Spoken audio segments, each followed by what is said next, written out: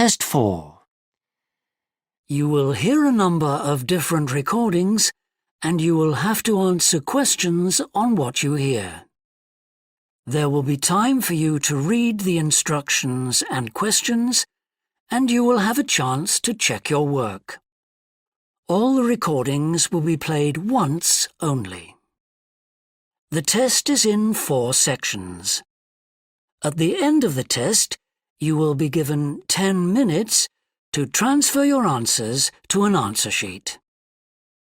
Now turn to Section 1. Section 1. You will hear a customer phoning a builder to discuss some work she would like him to do on her home. First, you have some time to look at questions 1 to 6.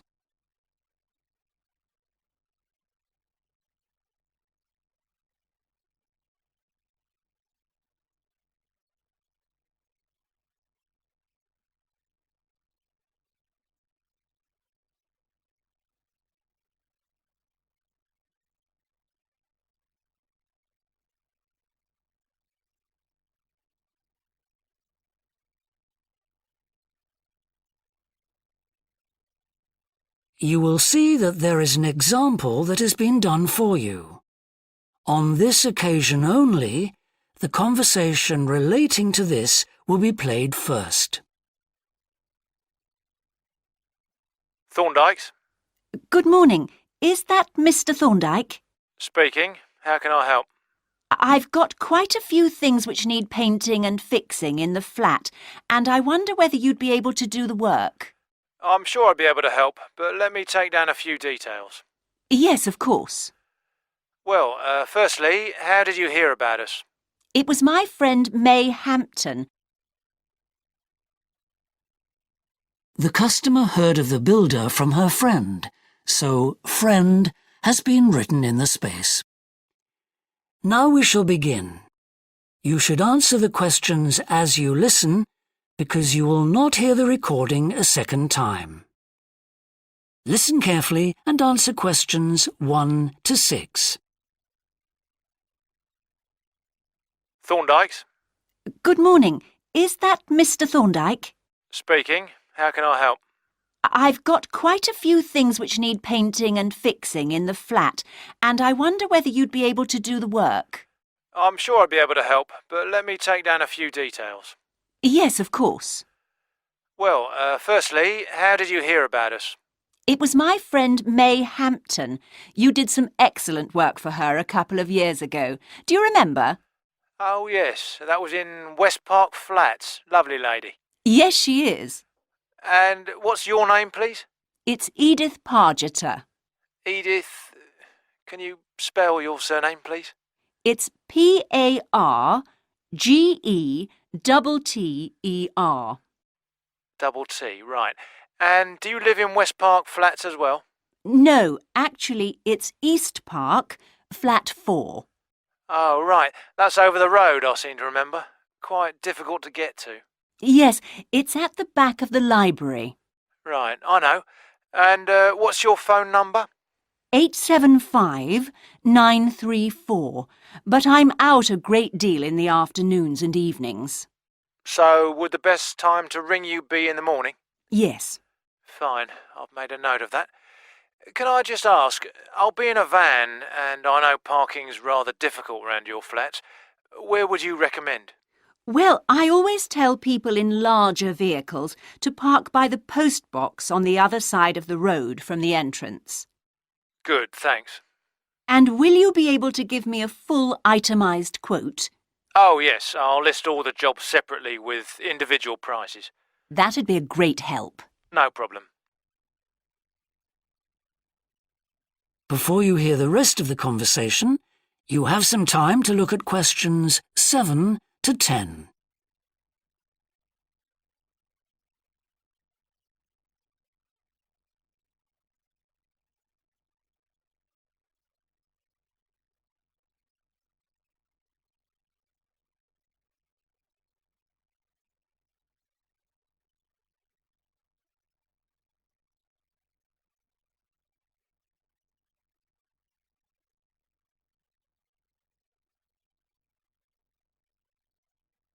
Now listen and answer questions 7 to 10.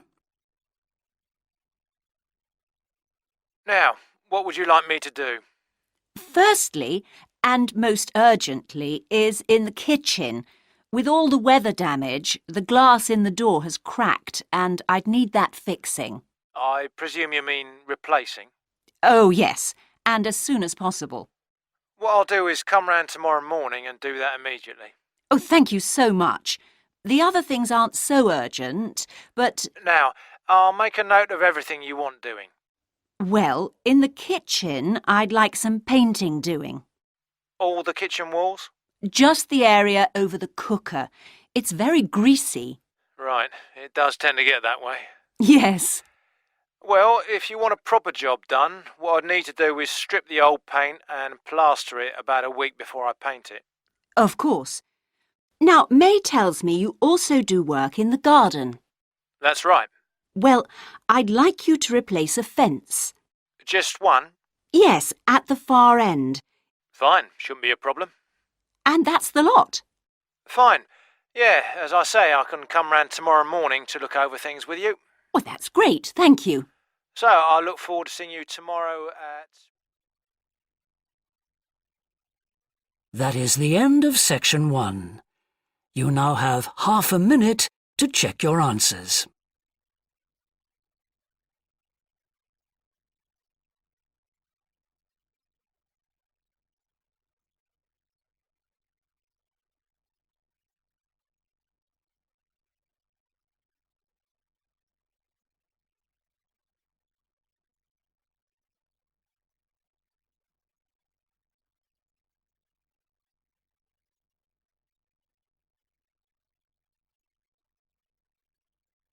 Now turn to section 2.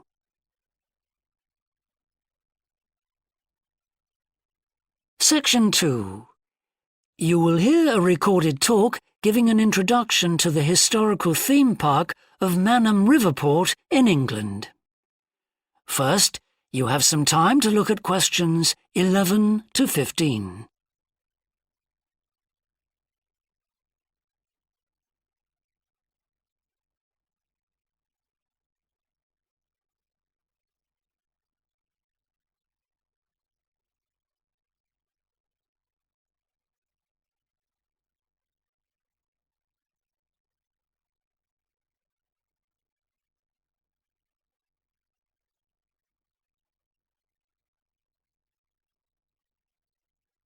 Now listen carefully and answer questions 11 to 15.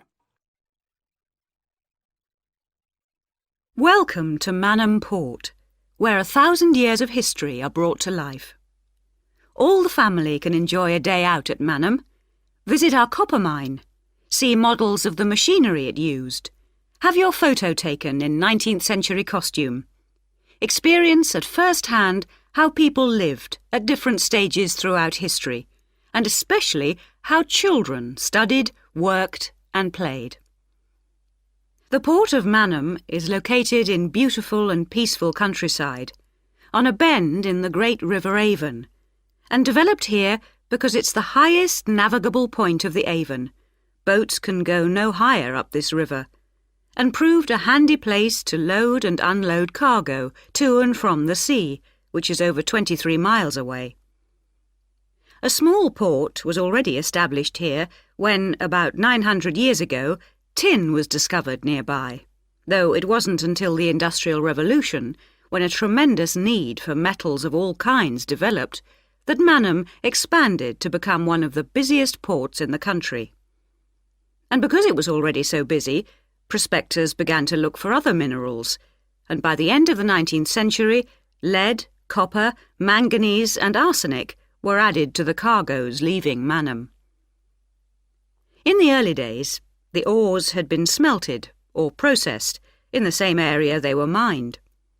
But as demand grew, the smelting process required huge factory furnaces or fires to melt the metal from the rock, and there was not enough coal in the local area, so the rocks containing minerals had to be shipped long distances. Sadly, in the 20th century, the great port of Manham declined, and thousands of workers were forced to emigrate out of the area. The building at the port fell into disrepair, and the place became almost forgotten. But then the Manham Trust was formed to conserve the historical resources of the area. It organised scores of local volunteers to remove undergrowth to find the original outlines of the installations. It then brought in paid professionals to match installations with maps of the original port complex and to set about reconstructing it. Today, you can see the results of this ambitious programme of restoration. The intention, and we believe this will be realised before the end of the year, is to return Manham Port to the condition it reached at its peak as the greatest copper port in the country. Before you hear the rest of the talk, you have some time to look at questions 16 to 20.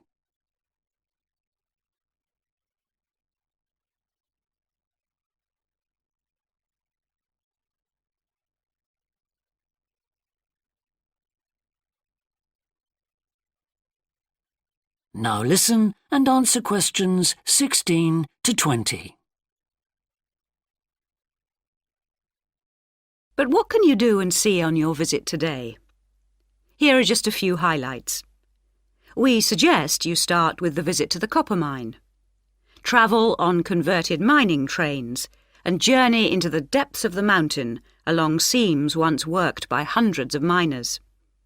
Watch out especially for the great pumping machines which rid the mine of water. But please be warned that, like all mines, ours is very dark and closed in, and we do say that children under 5, and also dogs, should not be taken into the mine. The next recommended visit is to the village school. While looking round the classrooms, take a special look at our display of games, which is one of the largest in the world. And it's recommended that you time your visit to coincide with a guided tour. This will give you the opportunity to ask lots of questions. Near the school is the beautiful old sailing ketch called the George. You're welcome to board the boat and look round the cabins. Look out for the ship's wheel, which was missing until only 5 years ago when it was dredged out of the silt by a local fisherman. We have no idea how it got there, but it's been polished and proudly restored to its original place on the boat. Please take care going down the ladders if you wish to visit the lower deck. We don't recommend you allow young children to use them. So we hope you have a memorable visit to Manham Port, and will tell your friends all about us. That is the end of section 2. You now have half a minute to check your answers.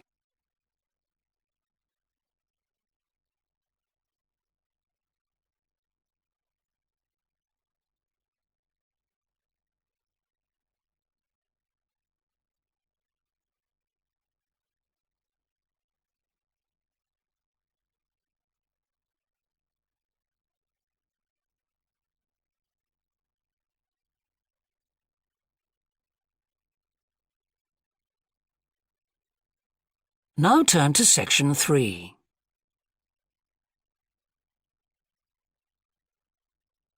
Section 3.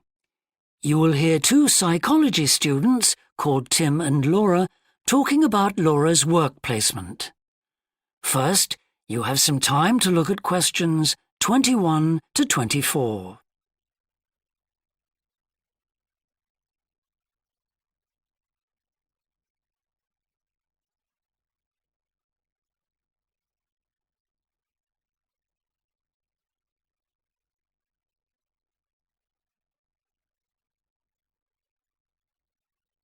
Now listen carefully and answer questions 21 to 24. Hi, Laura. Could you spare a few minutes to talk about the work placement you did last summer? I'm thinking of doing one myself.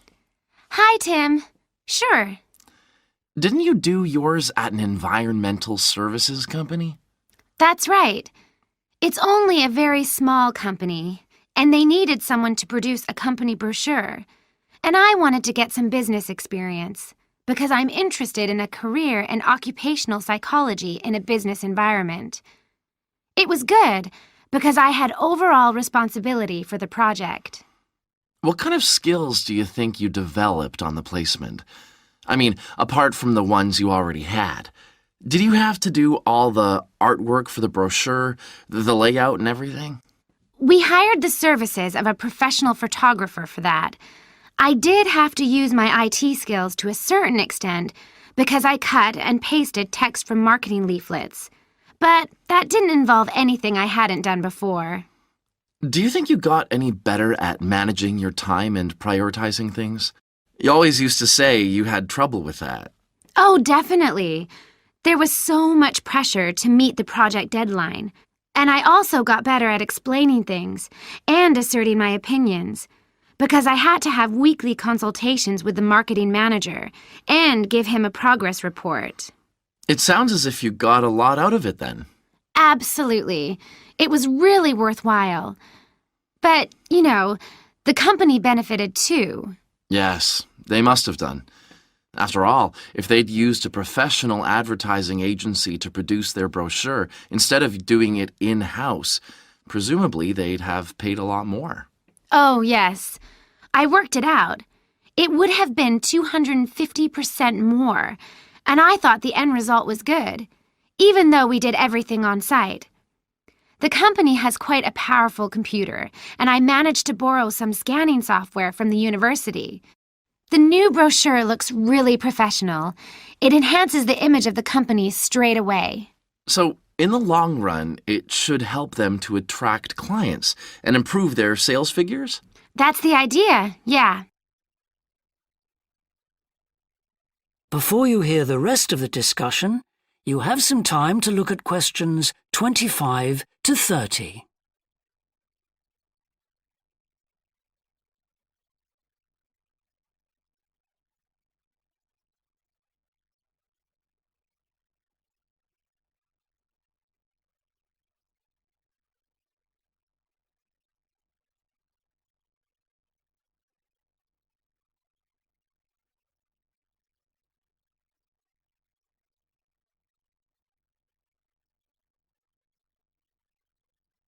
Now listen and answer questions 25 to 30.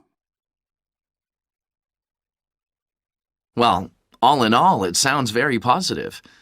I think I'll go ahead and apply for a placement myself. How do I go about it? It's easy enough to do, because there's a government agency called STEP, S-T-E-P, that organizes placements for students. You should start by getting their booklet with all the details. I expect you can download one from their website. Actually, they've got copies in the psychology department. I've seen them there. I'll just go to the office and pick one up. Right. And then, if I were you, after I'd looked at it, I'd go over all the options with someone. I suppose I should ask my tutor's advice.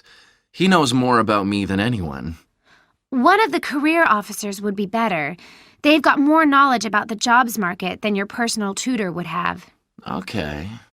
And then, when you know what you want, you can register with STEP. You'll find their address in the booklet.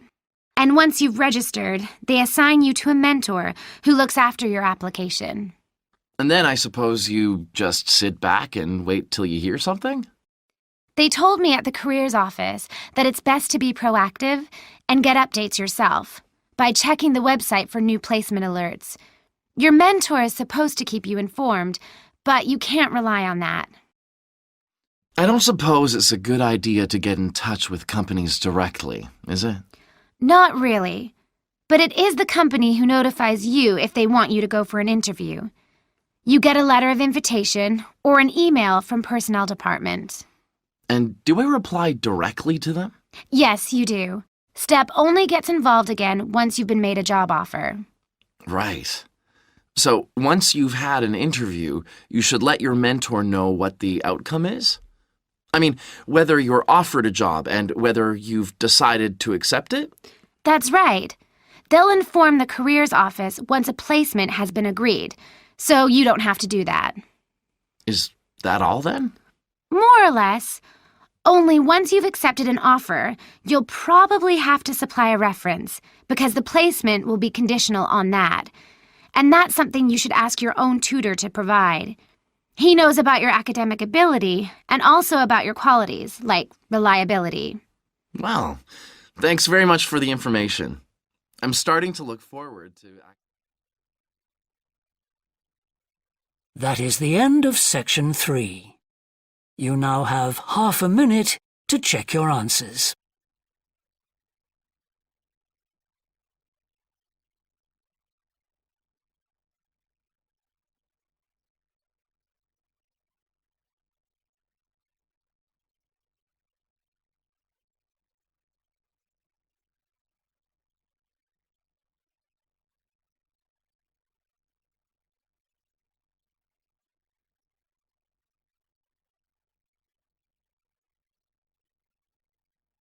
Now turn to section 4.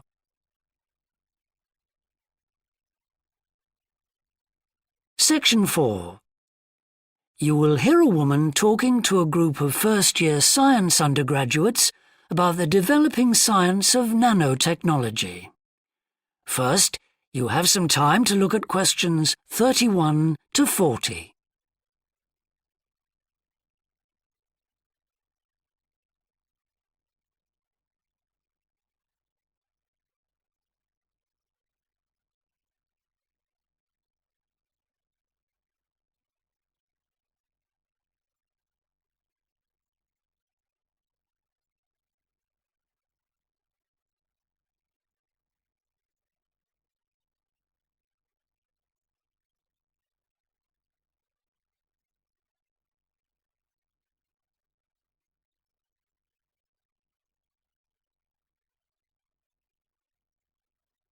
Now listen carefully and answer questions 31 to 40.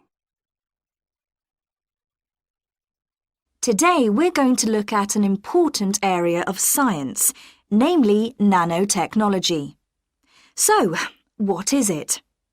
Nano means tiny, so it's science and engineering on the scale of atoms and molecules. The idea is that by controlling and rearranging atoms, you can literally create anything. However, as we'll see, the science of the small has some big implications, affecting us in many ways. There's no doubt that nanotechnology promises so much for civilization. However, all new technologies have their teething problems. And with nanotechnology, society often gets the wrong idea about its capabilities.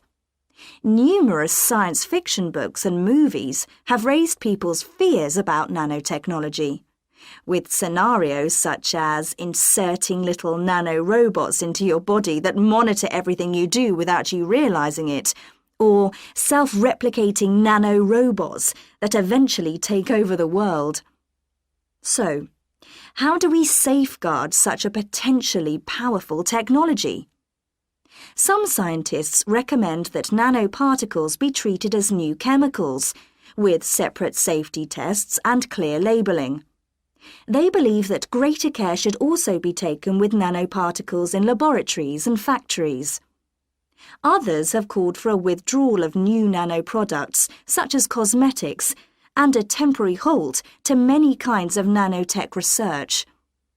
But as far as I'm concerned, there's a need to plough ahead with the discoveries and applications of nanotechnology. I really believe that most scientists would welcome a way to guard against unethical uses of such technology. We can't go around thinking that all innovation is bad, all advancement is bad. As with the debate about any new technology, it is how you use it that's important. So, let's look at some of its possible uses.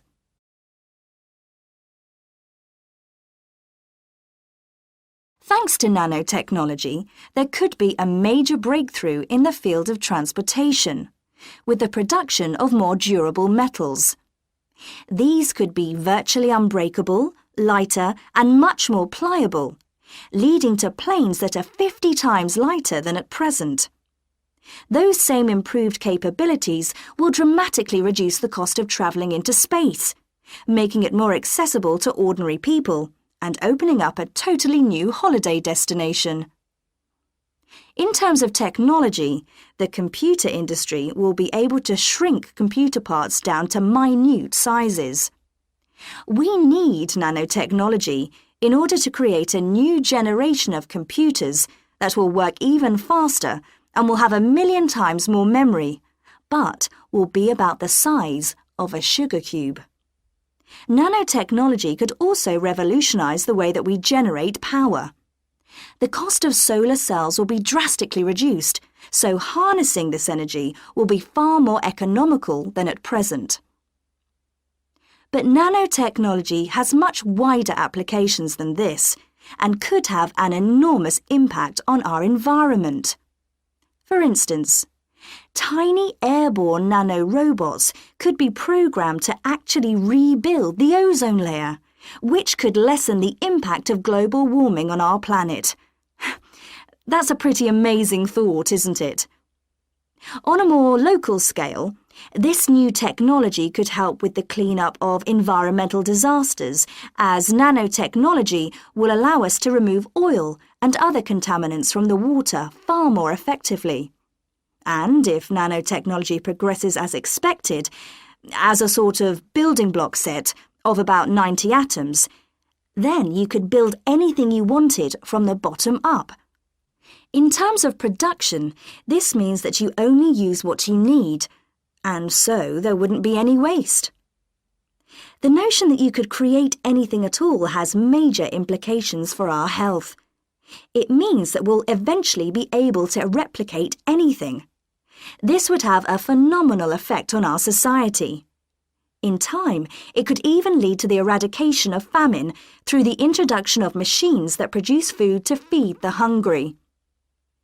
But it's in the area of medicine that nanotechnology may have its biggest impact.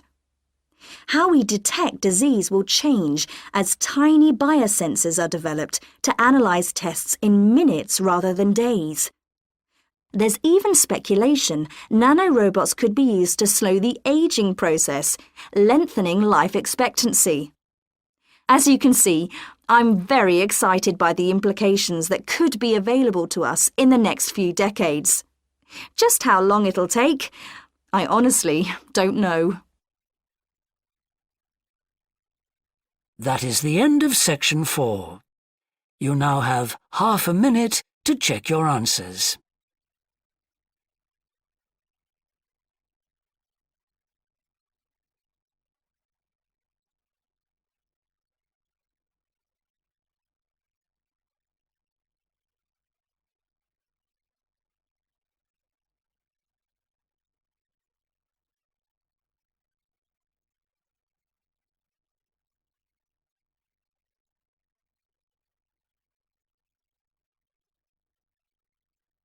That is the end of the listening test. In the IELTS test, you would now have 10 minutes to transfer your answers to the answer sheet.